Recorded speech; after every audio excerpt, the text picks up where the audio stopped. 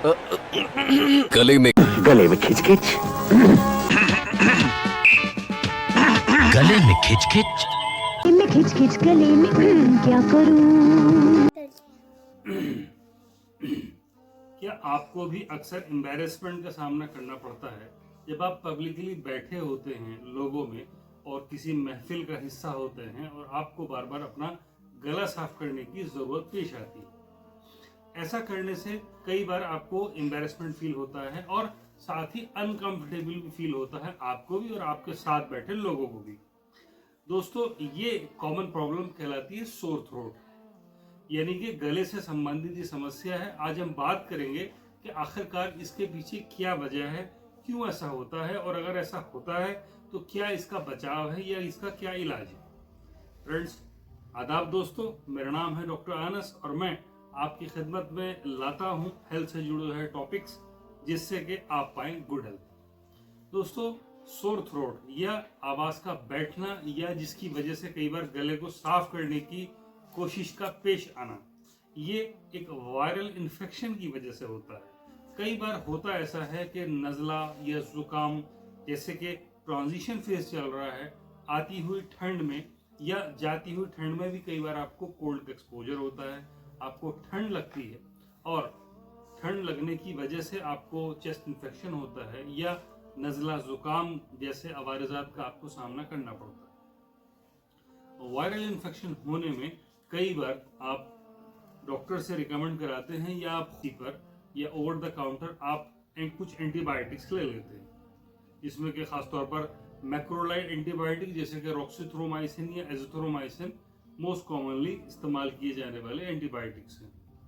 लेकिन इससे होता यह है कि जो आपकी बॉडी में फ्रेंडली बैक्टीरिया हैं वो तो डिमिनिश हो जाते हैं, वो खत्म हो जाते हैं और ये एक चीज डेवलप हो जाती है जिस फंगस ओवरग्रोथ। एंटीबायोटिक्स के इस्तेमाल होने की वजह से कई बार बैक्टीरिया, फ्रेंडली बैक्टीरिया खत्म होने की वजह से आपको फंगस का सामना करना पड़ जाता है और ये साइनसेस नेजल एरिया में जाते हैं। जब आप लेट जाते हैं तो जो नाक के पिछले हिस्से वाला पानी होता है वो हलक में या थ्रोट में आकर जमा हो जाता है। कई बार इम्यूनिटी के कंप्रोमाइज होने की वजह से, इम्यूनो कंप्रोमाइज लोगों में या जिनकी क़ुव्वत मनात या बीमारी से लड़ने की सलाहियत कम होती है, उसमें भी अक्सर ऐसा होता है। इसके अगर देखें तो इसके मेजर तौर पर इसके 3 कॉजेस होते हैं, जिसमें कि सबसे ज्यादा मोस्ट कॉमन जो होता है दैट इज GERD, यानी कि गैस्ट्रोइसोफेजियल रिफ्लक्स डिसऑर्डर। इसकी वजह से क्या होता है कि आपके खाने की जो नाली होती है, खाने की जो नलकी होती है, उसमें खराश होने लगती है, एसिड उसमें आने लगता है और एसिड आने की वजह से आपको बार बार गला साफ करने की जरूरत पेश आती है। इसमें GERD में एसिड को सप्रेस करने के लिए एंटासिड्स या H2 ब्लॉकर्स मेडिसिन दी जाती है। ऐसे एंटासिड्स जो कि आपकी बॉडी में एसिड के प्रोडक्शन को कम करते हैं या काफी हद तक उसे खत्म करने की कोशिश करते हैं। अगर ऐसा होता है तो ऐसी कंडीशन में आप मजीद इन्वेस्टिगेशन का भी सहारा ले सकते हैं। अगर आप वो कई बार खाना खाने के बाद फ्लैचुलेंस या पेट में भारीपन या हैवीनेस जैसा फील होता है, तो कई बार ये वजूहात हैं जिनमें ऐसा होता है। अगर ऐसी इसकी पीछे वजह है तो आपको एक एहतियात करनी चाहिए। आपको खास तौर पर एम्प्टी स्टोमक में एप्पल साइडर विनेगर का, यानी कि खाली पेट सुबह में आपको सेब के सिरके का इस्तेमाल करना चाहिए। होगा ये कि आपके एसिड को वो नेचुरली बैलेंस करेगा और साथ ही आपको दूसरा इसका कॉमन एग्जाम्पल है, दूसरी इसकी कॉमन वजह है that is called post nasal drip. Post nasal drip में ऐसा होता है कि नाक के जो साइनसेस होते हैं वहां से जो पानी आता है वो आपके हलक में जमा हो जाता है और खास तौर पर जब आप लेटने के बाद उठते हैं तो आपको इस परेशानी का सामना करना पड़ता है।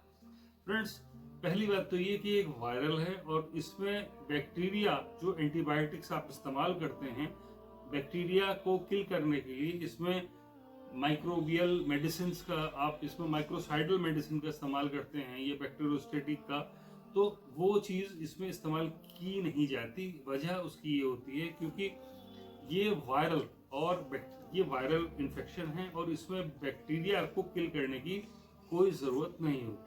नतीजा क्या होता है कि आपके फ्रेंडली बैक्टीरिया बॉडी से कम हो जाते हैं और आपको फिर यही परेशानी का मुसलसल सामना करना पड़ता है। तो दोस्तों, वायरस जो ऐसी कंडीशन अगर होती है तो इसमें जो वायरस है वो एक कॉलोनीज बना लेता है, और अगर इसके पीछे ये वजह है तो इसमें आपको गार्गल्स करने चाहिए, सलाइन गार्गल करने चाहिए। बेहतर ये है कि आपको नीम गर्म पानी के या गुनगुने पानी के या कोसे पानी के आपको इसमें गरारे करने चाहिए। एक बड़ी अच्छी दवा इसमें इस्तेमाल की जाती है, दैट इज पोविडिन या पोविडिन आयोडीन का आप इसमें इस्तेमाल कर सकते हैं, बीटाडीन का गार्गल कर सकते हैं।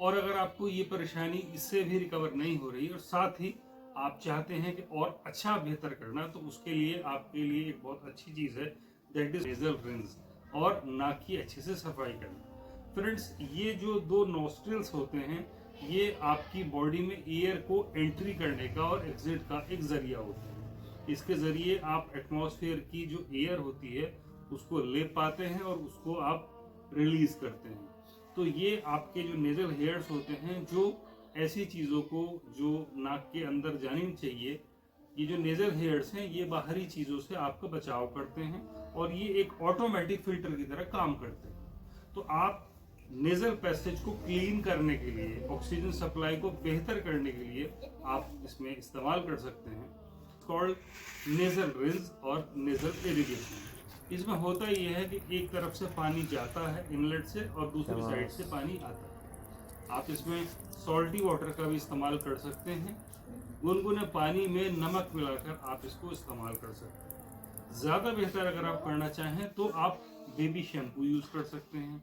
अगर पोस्ट नेजल ड्रिप आपकी इस परेशानी की वजह है, जो कि अक्सर ओबेस्टर लोगों में होती है, तो आप ऐसी कंडीशन में चम्मच बेबी शैम्पू ले सकते हैं, जो कि उसमें कास्टिक और केमिकल की क्वांटिटी कम होती है और वो बहुत माइल्ड कैटेगरी का होता है। आप उसमें बेबी शैम्पू 1 चम्मच ले सकते हैं, साथ ही आप उसमें आधा चम्मच नमक, खाने वाला नमक आप उसमें ऐड कर सकते हैं और गुनगुने पानी में मिक्स करने के बाद आप नेजल रिंस कर सकते हैं, नेजल इरिगेशन कर सकते हैं। This is one of the good type of treatment, you can have it. ये बहुत अच्छी चीज़ है जो कि आपकी इस परेशानी को दूर करने में आपकी मदद करेगी। तीसरा और एक बड़ा इंपॉर्टेंट कॉज है, दैट इज कॉल्ड कैल्सिफिकेशन। ये खासतौर पर हलक में और दांतों में कैल्शियम के डिपॉजिट होने की वजह से होता है कैल्सिफिकेशन, जिसकी वजह से कई बार आपको सांस फूलना या स्नोरिंग या खर्राटे लेने की समस्या का सामना करना पड़ता है। कई बार आप जो नेजल का सिक्रीशन आता है आप उसको गौर से देखें, अगर वो व्हाइटिश टाइप का होता है तो ये अमूमन बैक्टीरियल ओरिजिन से माना जाता है। अगर इसके साथ ही ये येलोविश या ग्रीनिश यानी कि पीले या हरे रंग का है तो ये वायरल इन्फेक्शन माना जाता है। इसके लिए आपको अवॉइड करना है डेयरी प्रोडक्ट्स को, और साथ ही आपको इसमें अवॉइड करना है जो भी मिल्क से बनी हुई चीज़ें होती हैं, यानी कि दूध और दूध से बनी हुई चीज़ों को आपको इसमें अवॉइड करना होता है। सेक्शन में बताइए और इस वीडियो को ज़्यादा से ज़्यादा शेयर कीजिए उन लोगों को जिनकी आपको फिक्र है।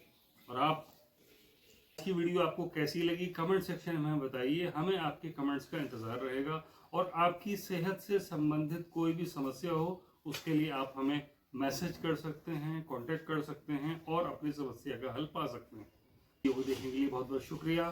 Thank you, take care, goodbye, see you soon.